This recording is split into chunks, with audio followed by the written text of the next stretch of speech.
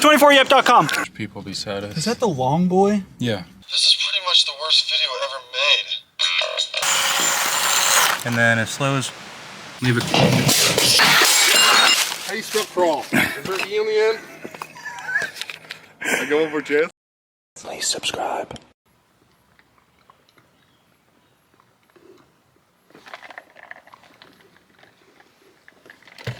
Gentlemen, I have one regret in my life. 8 months ago, NoImage919 on Instagram messaged me offering to sell me his build, his SCX24. I politely declined, and that's when the regret set in. Fast forward to about 2 weeks ago. NoImage919, once again, messaging me on Instagram. This time he says he has 3 trucks to sell, and he would like my help to try and sell them. I said, no image, I will gladly help you sell them. And I immediately bought all 3 of them. I was not making the same mistake twice. And real quick, if you're unaware of who NoImage919 is, NoImage919, he's the refined version of Partying Guy Dave. If Partying Guy Dave is out in the garage digging through his trash can, looking around on the floor for stuff to build his SCX24 with, NoImage is the same way, but just a bit neater, a bit more artistic. Stuff is drembled nicely, stuff is cut nicely, stuff is symmetrical, but very similar vibe to Partying Guy Dave. Anyways, I bought all 3 trucks from NoImage. In this video, we're only going to be taking a look at one of them. The trucks are so unique that if I showed all 3 in one video, I think I would be here for an hour trying to point out little weird things on them and just attempting to talk about what's going on with them. So, in today's video,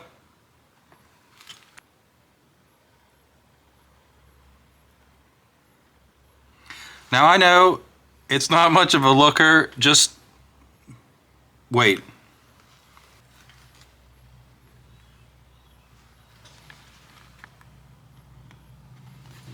Let's get right into it. The body held on 3 screws because why not make it annoying to get the body on and off? Love that. Let me just unscrew this last one here, and that should pull off. That one's not quite. Do a little bit of that. There we go. Okay. Now we'll get into it. All right, boys. I decided to go outside to go over the parts on this thing. It's just easier to see it and like talk about it when it's in front of me like this. These are 3D printed Punch Monkey wheels with Proline Trench or cut and shut tires. So you can see there's like a cut in the sidewall right there and right there. This section here was added into the tire to make it bigger. And the inserts feel crazy. As soon as I got this, I messaged him asking about the inserts. He said it's door insulation. Basically from like here to here, there's nothing. This is just air. Very, very squishy. But once you get to that point, it's very stiff. Same with the sidewalls.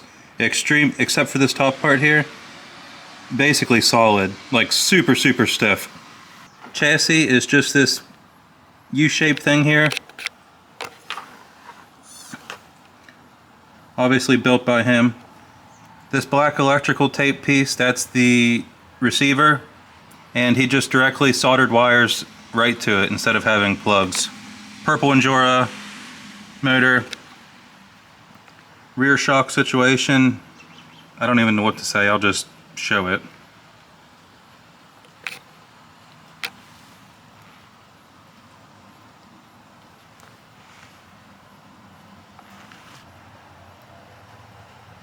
This red band here is his signature mono band. It attaches to the back of the servo, runs up and around back here, and I think I'm finally starting to learn how this works. So with how it is right now, if I'm climbing and the front is wanting to like unload and flip over very easily, then I pull the band tighter back here, and that I think would help prevent that. Upper links for these silver pieces here, made by him. Rear links,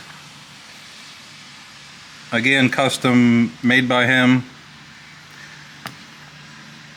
This is a Mofo rear axle diff slider. The links are mounted where the shocks normally would go, The link would normally mount much lower down here, but he cut the tabs off and just like smoothed it out with the axle.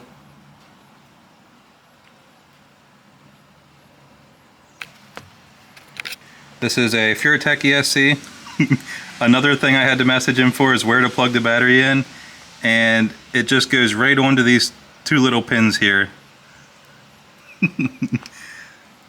Battery sits up front here. This is the TATTU battery from Amazon. Mofo RC servo. Mofo X15 axle. We have brass knuckles and half brass C-hubs. So the C-hubs he cut right here in the middle. Bottom piece brass. Top piece aluminum. Custom steering link, obviously. Not really sure what to say about these front shocks. They're a combination of a couple different things. I will say the shocks are mounted a lot more forward than they normally would be. So if we look, the lower front links are mounted where the shock normally would go. And then he completely removed the tabs that used to hold the links. And then the shocks have their own little tab, custom made, and it pushes the mounting spot forward. Down here's where I'm looking at. So it's like almost in front of the axle. You can kind of see below the servo here, he has two custom mounts that go back, and that's where the upper link is mounted. And the upper links are very, very short. They're just two rod ends put together. I think that's all I really have to say about it. So let's weigh it and we'll go test it. My wheelbase tool has been sent out for an upgrade, so right now this is what we have. Gladiator wheelbase down here, stock Gladiator wheelbase, and then as you can see pretty much exactly the same. So I have center of the axle lined up and then center of the axle lined up. This is with the battery installed. And for the first one here, we'll do body off. So we got 63 front, 305 total. And then, just out of curiosity, we'll just set it like that. 63 front still, and then 318. Sweet. Let's go see what it can do. It's been raining non-stop for the past couple of days. So I'm not sure how many clips we're going to be able to get, but we'll try and get some. Not sure how well it shows up on camera, but the rocks are wet. We'll still give it a try. The first couple lines here I'm going to do without a body, just so I can kind of see like how it works. I like to see what's going on.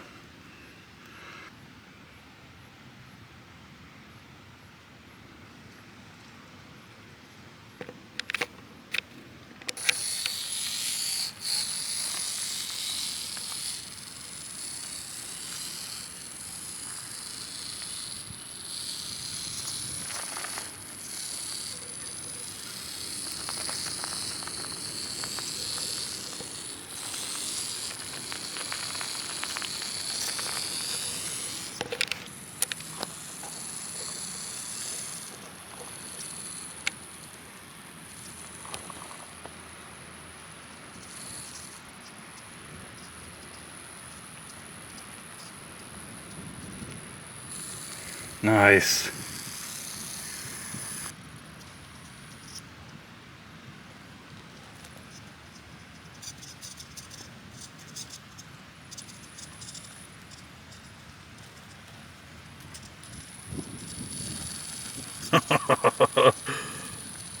I love this already.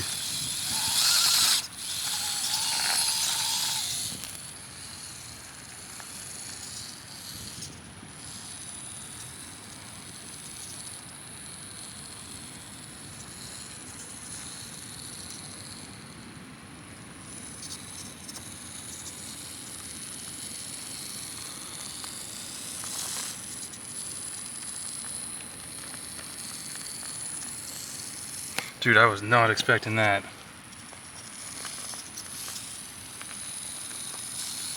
This might be my new favorite truck.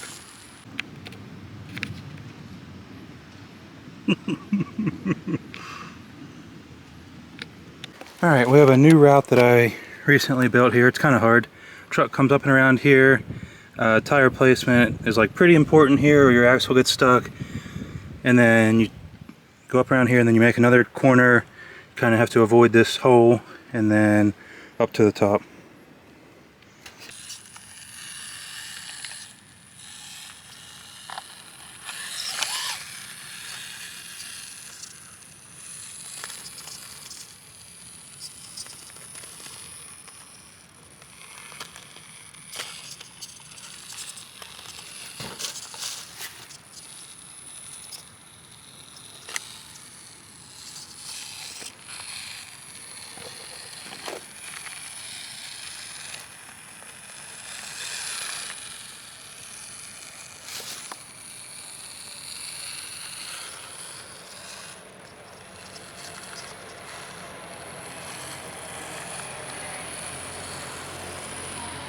Man, it made that look easy.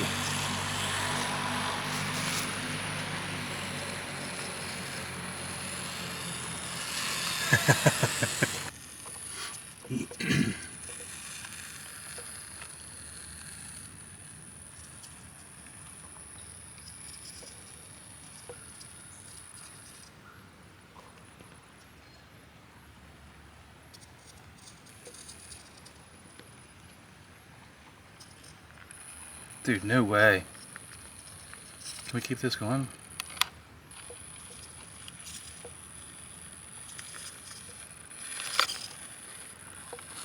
Oh, my camera battery's about to die. What am I stuck on?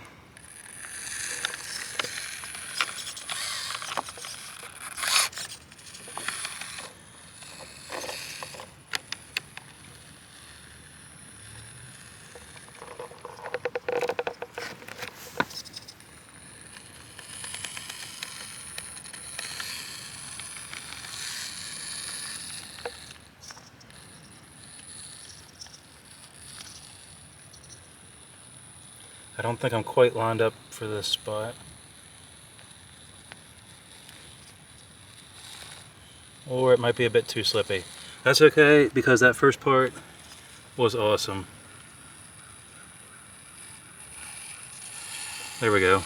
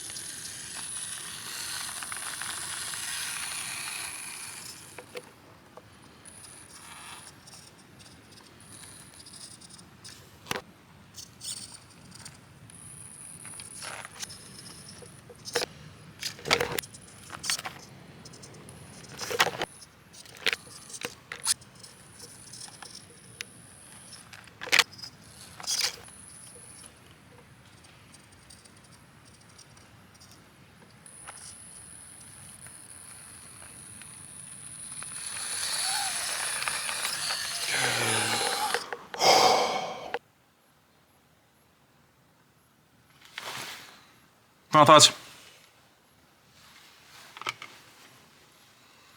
I love it. This is amazing.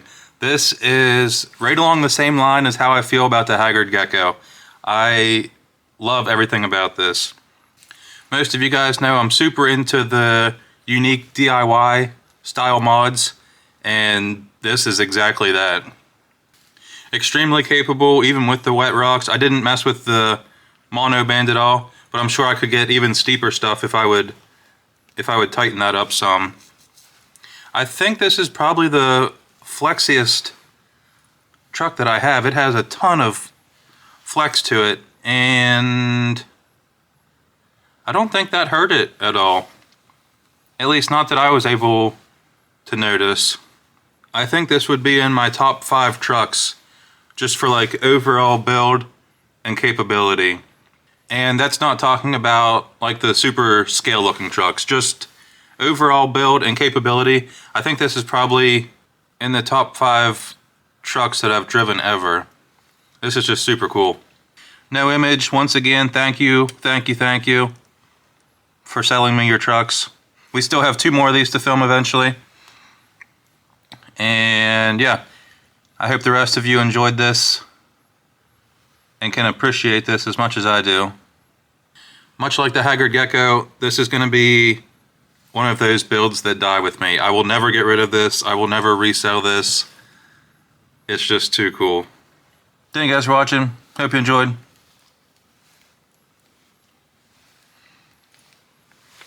think that's all we got.